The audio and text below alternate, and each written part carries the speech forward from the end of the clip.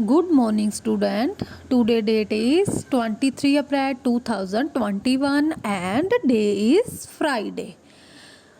First of all बेटा मैं ਤੁਹਾਨੂੰ ਦੱਸਣਾ ਚਾਹੁੰਦੀ ਹਾਂ ਕਿ ਆਪਾਂ ਪਹਿਲਾ ਚੈਪਟਰ ਜਿਹੜਾ ਕੀਤਾ ਸੀ ਪਾਠ ਪੰਜਾਬੀ ਦੀ ਪਾਠ ਪੁਸਤਕ ਦਾ ਪਾਠ 2 ਅਸੀਂ ਫਸਟ ਪੇਜ ਇਹਦਾ ਪਹਿਲਾਂ ਕਰ ਚੁੱਕੇ ਹਾਂ। ਠੀਕ ਹੈ, ਅੱਜ ਅਸੀਂ ਨੈਕਸਟ ਪੇਜ ਕਰਾਂਗੇ।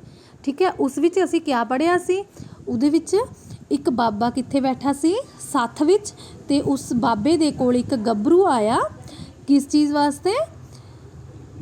ਵੱਡਾ ਆਦਮੀ ਬਣਨੇ ਵਾਸਤੇ। ਉਹ ਕਿਆ ਕਹਿੰਦਾ ਸੀ ਕਿ ਮੈਂ ਬਹੁਤ ਵੱਡਾ ਆਦਮੀ ਬਣਨਾ ਹੈ, ਤੇ ਬਾਬੇ ਤੋਂ ਸਿੱਖਿਆ ਲੈਣ ਵਾਸਤੇ ਆਇਆ ਸੀ। ਤੇ ਬਾਬੇ ਨੇ ਉਹਨੂੰ ਕਿਹਾ ਸੀ ਕਿ ਜਿਹੜੀ ਸਿੱਖਿਆ ਹੈ ਉਹਦਾ ਕੋਈ ਮੁੱਲ ਨਹੀਂ ਹੈ। ਠੀਕ ਹੈ, ਕਿ ਮੈਂ ਤੈਨੂੰ ਬਿਨਾਂ ਪੈਸਿਆਂ ਤੋਂ ਪੜ੍ਹਾਵਾਂਗਾ। ਠੀਕ ਹੈ, ਇੰਨਾ ਕੀ ਹੋਇਆ ਸੀ ਉਸ ਚੈਪਟਰ ਵਿੱਚ। ਹੁਣ ਬੇਟਾ ਅਸੀਂ ਅੱਗੇ ਨੈਕਸਟ ਪੇਜ ਪੜ੍ਹਾਂਗੇ। ਠੀਕ ਹੈ ਜੀ। ਪਰ ਮੈਂ ਜੋ ਵੀ ਸਬਕ ਤੈਨੂੰ ਪੜ੍ਹਾਵਾਂਗਾ ਤੂੰ ਉਹਦੀ ਉਲੰਘਣਾ ਨਹੀਂ ਕਰੇਗਾ। ਉਲੰਘਣਾ ਕਰਨ ਦਾ ਹਰ ਵਾਰ 10 ਰੁਪਏ ਜੁਰਮਾਨਾ ਭਰਨਾ ਪਵੇਗਾ। ਮਨਜ਼ੂਰ? ਤਾਂ ਫਿਰ ਸ਼ੁਰੂ ਕਰੀਏ। ਹਾਂ। ਸ਼ਰਤ ਦੀ ਗੱਲ ਸੁਣ ਕੇ ਸੱਥ ਵਿੱਚ ਬੈਠੇ ਦੂਜੇ ਲੋਕਾਂ ਦਾ ਵੀ ਉਹਨਾਂ ਵੱਲ ਧਿਆਨ ਖਿੱਚਿਆ ਗਿਆ। ਉਹ ਸਾਰੇ ਖਿਸਕ ਕੇ ਉਹਨਾਂ ਦੇ ਨੇੜੇ ਹੋ ਗਏ। ਬਾਬੇ ਨੇ ਵਾਣ ਦਾ ਵਟਿਆ ਹੋਇਆ ਪਿੰਨਾ ਪਾਸੇ ਰੱਖ ਦਿੱਤਾ ਤੇ ਬੋਲਿਆ, ਅੱਜ ਦਾ ਸਬਕ ਬਸ ਇੰਨਾ ਕੁ ਹੀ ਹੈ ਕਿ ਹਮੇਸ਼ਾ ਸ਼ਾਂਤ ਰਹੋ। ਕੋਈ ਤੁਹਾਨੂੰ ਭਾਵੇਂ ਕਿੰਨੇ ਵੀ ਅਪਮਾਨਜਨਕ ਸ਼ਬਦ ਕਹੇ, ਗੁੱਸਾ ਨਾ ਕਰੋ, ਆਪਣੇ ਆਪ ਉੱਤੇ ਕਾਬੂ ਰੱਖੋ। ਬਸ ਗੱਭਰੂ ਹੱਸਣ ਲੱਗ ਪਿਆ।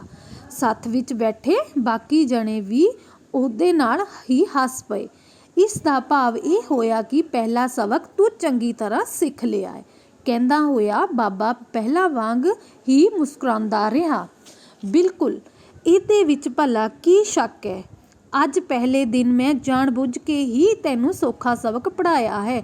ਮੈਂ ਵੇਖਣ ਸਾਰ ਹੀ ਸਮਝ ਗਿਆ ਕਿ ਤੂੰ ਬਿਲਕੁਲ ਅਨਪੜ੍ਹ ਹੈ। ਤੈਨੂੰ ਜ਼ਿਆਦਾ ਗੂੜ ਗਿਆਨ ਵਾਲੀ ਗੱਲ ਸਮਝ ਨਹੀਂ ਲੱਗਣੀ, ਬਾਬੇ ਨੇ ਦੱਸਿਆ। ਬਾਬਾ, ਅਨਪੜ੍ਹ ਤਾਂ ਮੈਨੂੰ ਤੂੰ ਲੱਗਦਾ ਏ। ਮੈਂ ਤਾਂ BA ਕੀਤੀ ਹੋਈ ਹੈ। ਗੱਭਰੂ ਗੁੱਸੇ ਵਿੱਚ ਆ ਗਿਆ। ਤੂੰ ਠੀਕ ਆਖਦਾ ਏ, ਮੈਂ ਬਹੁਤਾ ਪੜ੍ਹਿਆ ਹੋਇਆ ਨਹੀਂ, ਬਾਬੇ ਨੇ ਆਖਿਆ, ਪਰ ਤੂੰ ਸ਼ਰਤ ਦੀ ਉਲੰਘਣਾ ਕੀਤੀ ਹੈ, ਇਸ ਲਈ 10 ਰੁਪਏ ਜੁਰਮਾਨਾ ਭਰ ਦੇ। ਠੀਕ ਹੈ, ਠੀਕ ਹੈ। ਗੱਭਰੂ ਛਿੱਥਾ ਪੈ ਗਿਆ। ਇਹ ਤਾਂ ਮੈਂ ਐਵੇਂ ਬੇਖਿਆਲੀ ਵਿੱਚ ਹੀ ਫੜਿਆ ਗਿਆ ਹਾਂ। ਇਹ ਸਬਕ ਵਿੱਚ ਹੈ ਹੀ ਕਿ ਮੈਂ ਹਰ ਹਾਲਤ ਵਿੱਚ ਸ਼ਾਂਤ ਹੀ ਰਹਿ ਸਕਦਾ ਹਾਂ। ਇਹ ਤਾਂ ਬਹੁਤ ਚੰਗੀ ਗੱਲ ਹੈ, ਬਾਬੇ ਨੇ ਖੁਸ਼ ਹੋ ਕੇ ਆਖਿਆ। ਜੇ ਤੇਰੇ ਵਰਗਾ ਉਜੜ, ਸਿਧਾਂਤਹੀਨ ਤੇ ਮੂਰਖ ਬੰਦਾ ਜ਼ਿੰਦਗੀ ਵਿੱਚ ਇੱਕ ਅੱਧ ਗੱਲ ਚੰਗੀ ਸਿੱਖ ਲਵੇ ਤਾਂ ਸਮਾਜ ਦਾ ਬਹੁਤਾ ਭਲਾ ਹੋ ਸਕਦਾ ਹੈ। ਗੱਭਰੂ ਗੁੱਸੇ ਵਿੱਚ ਲੋਹਾ ਲਾਖਾ ਹੋ ਗਿਆ। ਬਾਬਾ, ਉਜੜ ਤਾਂ ਤੂੰ ਹੈ, ਤੈਨੂੰ ਤਾਂ ਗੱਲ ਕਰਨ ਦੀ ਵੀ ਤਮੀਜ਼ ਨਹੀਂ। ਕੱਢ 10 ਰੁਪਏ ਹੋਰ। ਉਫ, ਮੈਂ ਕਿਹਦੇ ਕੋਲ ਫਸ ਗਿਆ। ਬੁੱਢਾ ਤਾਂ ਸ਼ੈਤਾਨ ਦਾ ਵੀ ਪਿਓ ਹੈ। ਗੱਭਰੂ ਨੇ ਮੱਥੇ ਉੱਤੇ ਹੱਥ ਮਾਰਿਆ। ਇਹਨੇ ਤਾਂ ਮਿੰਟਾਂ ਵਿੱਚ 20 ਰੁਪਏ ਠੱਗ ਲਏ ਨੇ। 10 ਰੁਪਏ ਹੁਣ ਵਾਲੀ ਗੱਲ ਦੇ ਵਿੱਚ ਵੀ ਜੋੜ ਲੈ। ਬਾਬਾ ਹੱਸਿਆ। ਕੁੱਲ ਹੋ ਗਏ 30 ਰੁਪਏ। ਠੀਕ ਹੈ, ਮੈਂ ਦੇ ਦਿਆਂਗਾ। ਉਹ ਮਸੋਸਿਆ ਜਿਹਾ ਬੋਲਿਆ। ਨਾ ਕਾਕਾ, ਉਧਾਰ ਵਾਲੀ ਗੱਲ ਨਹੀਂ ਚੱਲਣੀ, ਬਾਬੇ ਨੇ ਜ਼ੋਰ ਦੇ ਕੇ ਆਖਿਆ। ਵੈਸੇ ਤਾਂ ਰੁਪਏ ਭਾਵੇਂ ਬਾਅਦ ਵਿੱਚ ਵੀ ਲੈ ਲੈਂਦਾ, ਪਰ ਤੁਹਾਡਾ ਸਾਰਾ ਖਾਨਦਾਨ ਹੀ ਇਸ ਮਾਮਲੇ ਵਿੱਚ ਬਹੁਤ ਬਦਨਾਮ ਹੈ। ਤੁਸੀਂ ਅੱਜ ਤੱਕ ਕਦੀ ਕਿਸੇ ਤੋਂ ਉਧਾਰ ਲੈ ਕੇ ਵਾਪਸ ਨਹੀਂ ਕੀਤਾ। ਬਾਬਾ, ਤੈਨੂੰ ਇਸ ਤਰ੍ਹਾਂ ਬਕਵਾਸ ਕਰਦੇ ਹੋਏ ਸ਼ਰਮ ਨਹੀਂ ਆਉਂਦੀ? ਮੈਂ ਤੇਰਾ। ਗੱਭਰੂ ਨੇ ਗੁੱਸੇ ਵਿੱਚ ਦੰਦ ਪੀਸੇ। ਚੱਲ ਛੱਡ, ਇੰਨਾ ਕ੍ਰੋਧ ਵੀ ਠੀਕ ਨਹੀਂ, ਬਾਬੇ ਨੇ ਟੋਕਿਆ। ਬਸ 10 ਰੁਪਏ ਹੋਰ ਜੋੜ ਲੈ। ਕੁੱਲ ਰਕਮ ਵਿੱਚ ਬਣ ਗਈ 40। ਗੱਭਰੂ ਪਛਤਾਵੇ ਵਿੱਚ ਡੁੱਬ ਗਿਆ। ਮੈਂ ਐਵੇਂ ਵਾਰ-ਵਾਰ ਆਪਣਾ ਧੀਰਜ ਗੁਆ ਬੈਠਦਾ ਹਾਂ। ਠੀਕ ਹੈ, ਮੈਂ ਵੀ ਜੁਰਮਾਨੇ ਦੀ ਵਸੂਲੀ ਉੱਤੇ ਬਹੁਤਾ ਜ਼ੋਰ ਨਹੀਂ ਦੇਣਾ ਚਾਹੁੰਦਾ, ਬਾਬੇ ਨੇ ਸਮਝੌਤਾ ਕਰਨ ਵਾਲੇ ਲਹਿਜੇ ਵਿੱਚ ਆਖਿਆ। ਮੈਨੂੰ ਪਤਾ ਹੈ ਤੂੰ ਘਰੋਂ ਬਹੁਤ ਗਰੀਬ ਹੈ। ਤੇਰੇ ਸਵਰਗਵਾਸੀ ਪਿਓ ਨੂੰ ਘਰ ਦਾ ਗੁਜ਼ਾਰਾ ਤੋਰਨ ਲਈ ਲੋਕਾਂ ਅੱਗੇ ਹੱਥ ਅੱਡਣੇ ਪੈਂਦੇ ਸਨ। ਥਾਂ ਥਾਂ ਜਲੀਲ ਹੋਣਾ ਪੈਂਦਾ ਸੀ। ਬੁੱਢਿਆ ਜਵਾਨ ਨੂੰ ਲਗਾਮਦੇ ਗੱਭਰੂ ਦਾ ਸਰੀਰ ਗੁੱਸੇ ਵਿੱਚ ਕੰਬਣ ਲੱਗ ਪਿਆ। ਉਹ ਪੂਰੇ ਤਾਣ ਨਾਲ ਚੀਕਿਆ, ਜੇ ਇੱਕ ਲਫ਼ਜ਼ ਹੋਰ ਬੋਲਿਆ ਤਾਂ ਮੈਂ ਘਸੁੰਨ ਮਾਰ ਕੇ ਤੇਰਾ ਜਵਿਆੜਾ ਤੋੜ ਦੇਊਂ।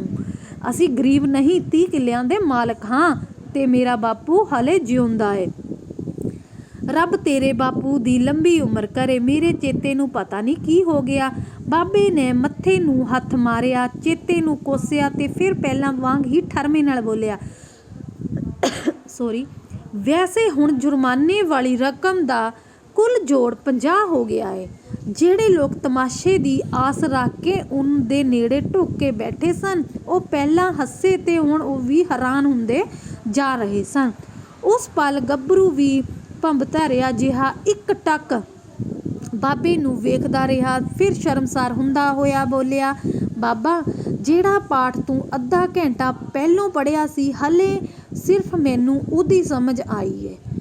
ਪੁੱਤਰ, ਇਹ ਗੱਲ ਚੰਗੀ ਤਰ੍ਹਾਂ ਮਨ ਵਿੱਚ ਬਿਠਾ ਲੈ। ਕ੍ਰੋਧ ਕਰਨ ਨਾਲ ਅਸੀਂ ਖੁਦ ਸਿਰਫ ਨਿੱਕੇ ਹੀ ਨਹੀਂ ਹੁੰਦੇ, ਸਗੋਂ ਕ੍ਰੋਧ ਵਿੱਚ ਵਿਵੇਕ ਵੀ ਗੁਆ ਬੈਠਦੇ ਹਾਂ ਤੇ ਦੋਸਤ ਵੀ। ਕ੍ਰੋਧੀ ਬੰਦਾ ਆਖਰ ਤੇ ਬਿਲਕੁਲ ਇਕੱਲਾ ਹੀ ਰਹਿ ਜਾਂਦਾ ਹੈ। ਬਾਬੇ ਨੇ ਸਮਝਾਇਆ, ਕ੍ਰੋਧੀ ਬੰਦਾ ਆਪਣੀ ਸਿਹਤ ਦਾ ਨਾਸ ਵੀ ਕਰ ਲੈਂਦਾ ਹੈ ਤੇ ਅੰਤ ਵਿੱਚ ਤਰ੍ਹਾਂ ਤਰ੍ਹਾਂ ਦੀਆਂ ਬਿਮਾਰੀਆਂ ਦਾ ਸ਼ਿਕਾਰ ਹੋ ਜਾਂਦਾ ਹੈ। ਗੱਭਰੂ ਨੇ ਬਾਬੇ ਵੱਲ ਸ਼ਰਧਾਵਾਨ ਨਜ਼ਰਾਂ ਨਾਲ ਵੇਖਿਆ।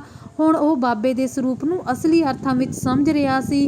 ਉਹ ਹੌਲੀ ਪਰ ਦ੍ਰਿੜਤਾ ਭਰੀ ਆਵਾਜ਼ 'ਚ ਬੋਲਿਆ, ਬਾਬਾ, ਮੈਨੂੰ ਮਾਫ਼ ਕਰ ਦਵੀਂ। ਮੈਂ ਵਾਅਦਾ ਕਰਦਾ ਹਾਂ ਕਿ ਇਹ ਸਬਕ ਹੁਣ ਕੁਝ ਇਸ ਤਰ੍ਹਾਂ ਯਾਦ ਕਰੂੰਗਾ ਕਿ ਮੇਰੇ ਨਿੱਤ ਦੇ ਅਮਲ ਵਿੱਚ ਹੀ ਆ ਜਾਵੇ।